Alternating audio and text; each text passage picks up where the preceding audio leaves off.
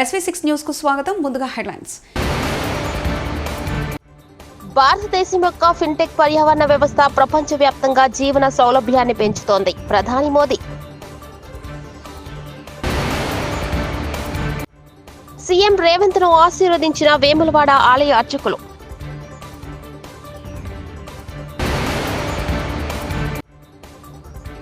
బీజేపీలో బీఆర్ఎస్ విలీనం అంశంపై కేంద్ర మంత్రి బండి సంజయ్ స్పందన.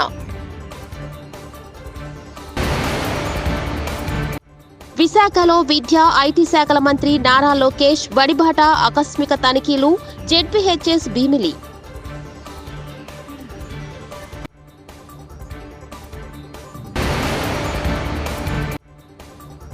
వన మహోత్సవం సామాజిక బాధ్యత. రాష్ట్ర ఉప ముఖ్యమంత్రి వర్యులు శ్రీ పవన్ కళ్యాణ్.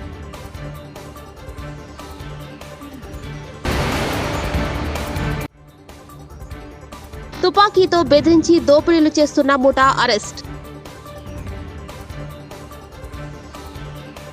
ముంబైలో జరిగిన గ్లోబల్ ఫిన్టెక్ ఫెస్ట్ లో బలమైన, పారదర్శకమైన మరియు సమర్థవంతమైన వ్యవస్థల ద్వారా స్థిరమైన ఆర్థిక వృద్ధికి భారతదేశం యొక్క నిబద్ధతను ప్రధాని మోదీ పునరుద్ఘాటించారు.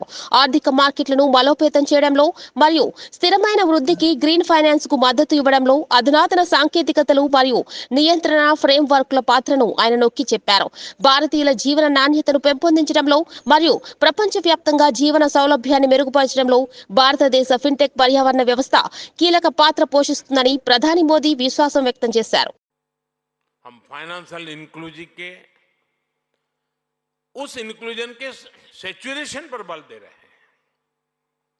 मुझे विश्वास है भारत का फिनटेक इकोसिस्टम भारत के लोगों को क्वालिटी लाइफस्टाइल देने के मिशन में बहुत बड़ी. కేంద్ర హోంశాఖ మంత్రి అమిత్ షాతో పశ్చిమ బెంగాల్ గవర్నర్ సివి ఆనంద్ బోస్ శుక్రవారం న్యూఢిల్లీలో సమావేశమయ్యారు. ఈ సందర్భంగా కోల్కతాలో చోటు చేసుకున్న తాజా పరిస్థితులపై ఈ సందర్భంగా వీరిద్దరి మధ్య చర్చ జరిగినట్లు తెలుస్తోంది.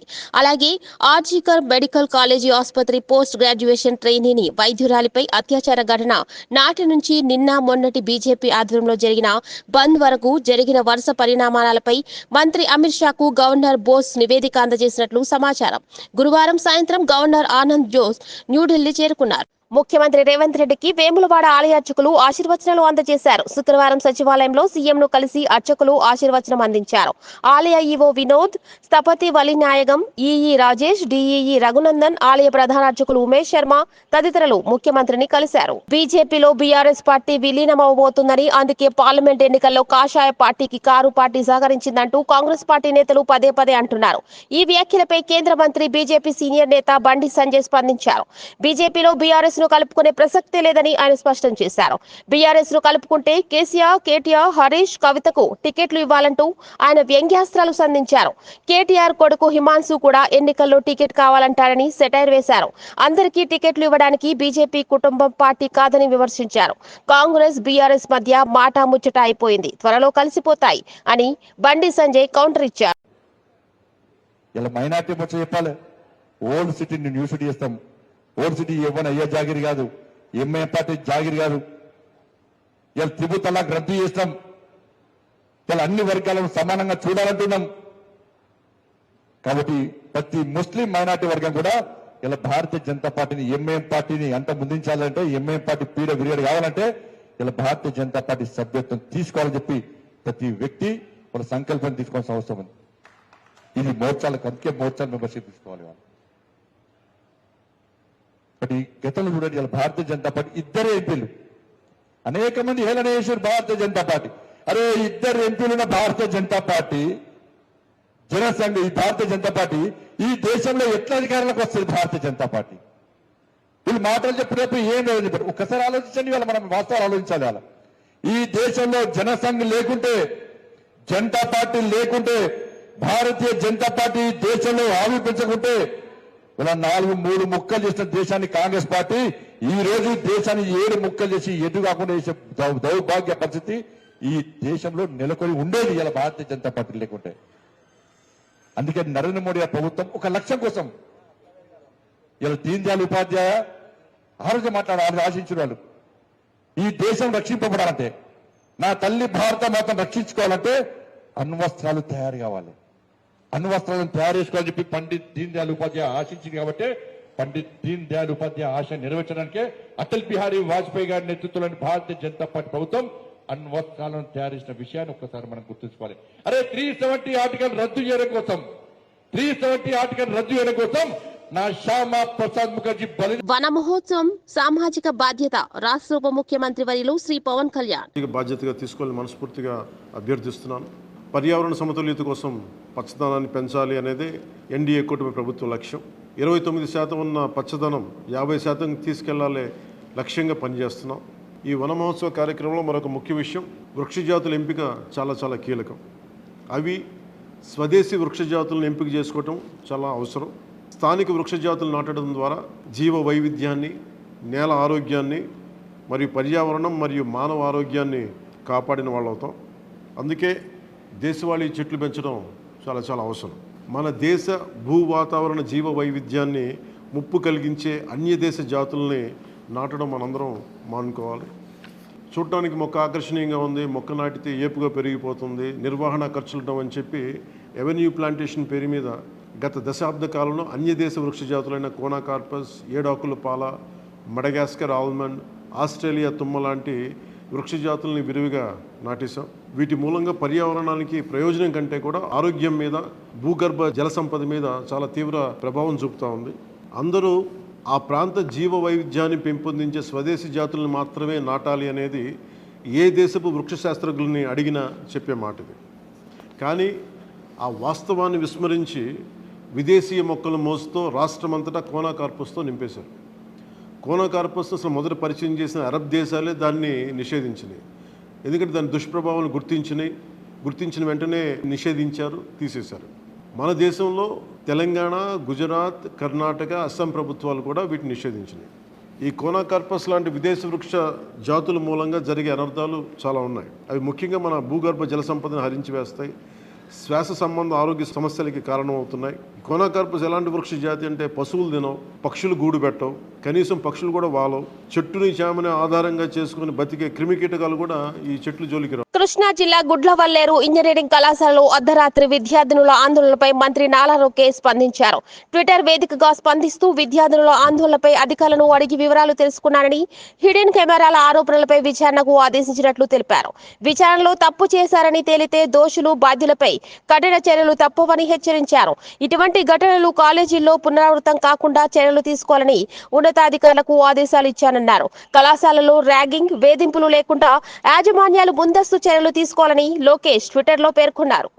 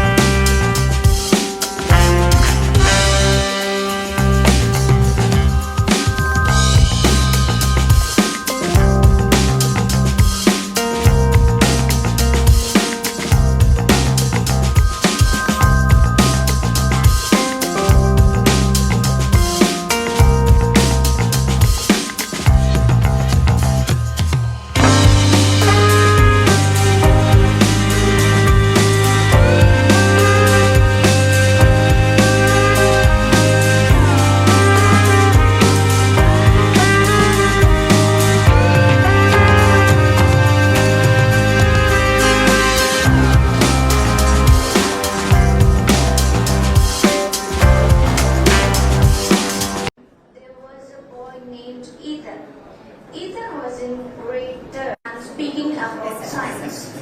He used to. Good morning everyone. My name is Shavalika. I am studying 10th class at KGB. Why do you want to become a doctor? What made you think about becoming a doctor? Did you check that you wanted to become a doctor or did you just meant you wanted to be a doctor? I never done that. You just meant together?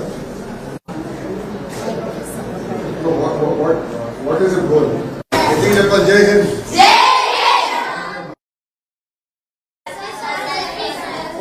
Okay అందరు కూర్చోండి కూర్చోండి అందరు కూర్చోండి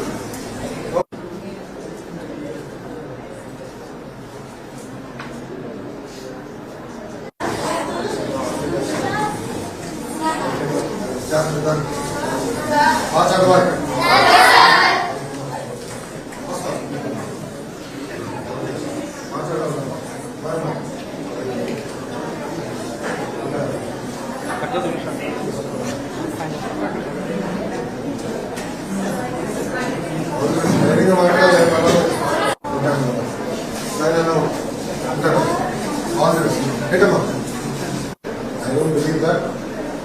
I have a 9-year-old boy who is in 4th class. I don't believe any labs, no devices. Computer lab, any doses are very good. So you will do a computer lab for sure. Okay, all the best. Bye. All the best. విశాఖపట్నంలో ప్రజా దర్బార్ నిర్వహించిన విద్యా IT శాఖల మంత్రి నారా లోకేష్.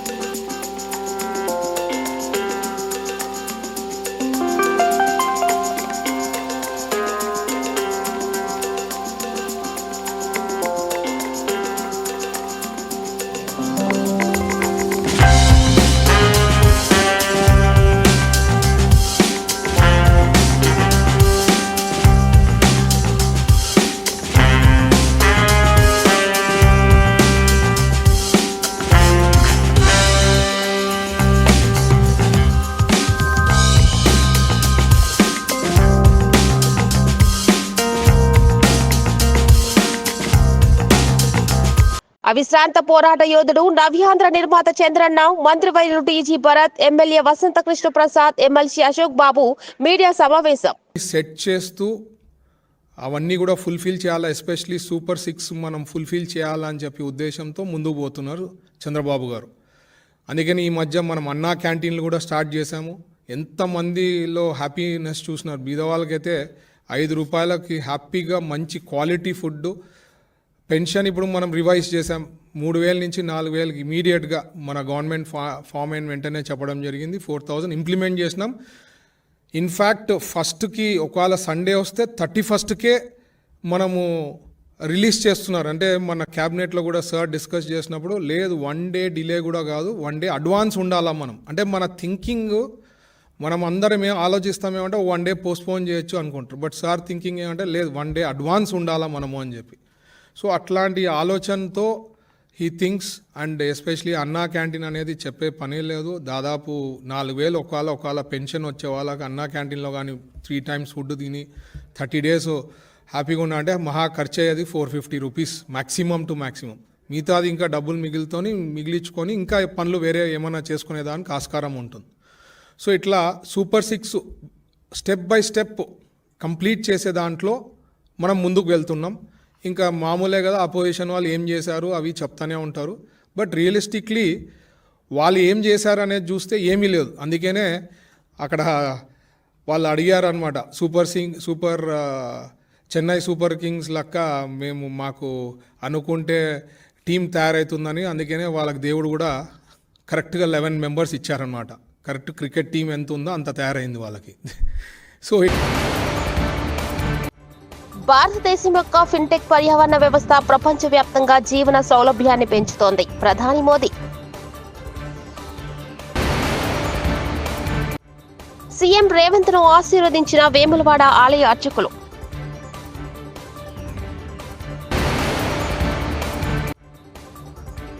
బీజేపీలో BRS విలీనం అంశంపై కేంద్ర మంత్రి బండి సంజయ్ స్పందన. విశాఖలో విద్యా ఐటీ శాఖల మంత్రి నారా లోకేష్ బడిబాట ఆకస్మిక తనిఖీలు. జెడ్పీహెచ్ఎస్ భీమిలి.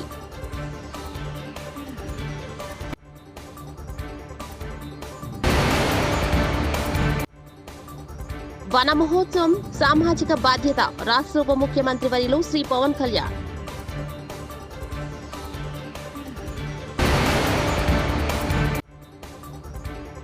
తుపాకీతో బెదిరించి దోపిడీలు చేస్తున్న ముఠా అరెస్ట్.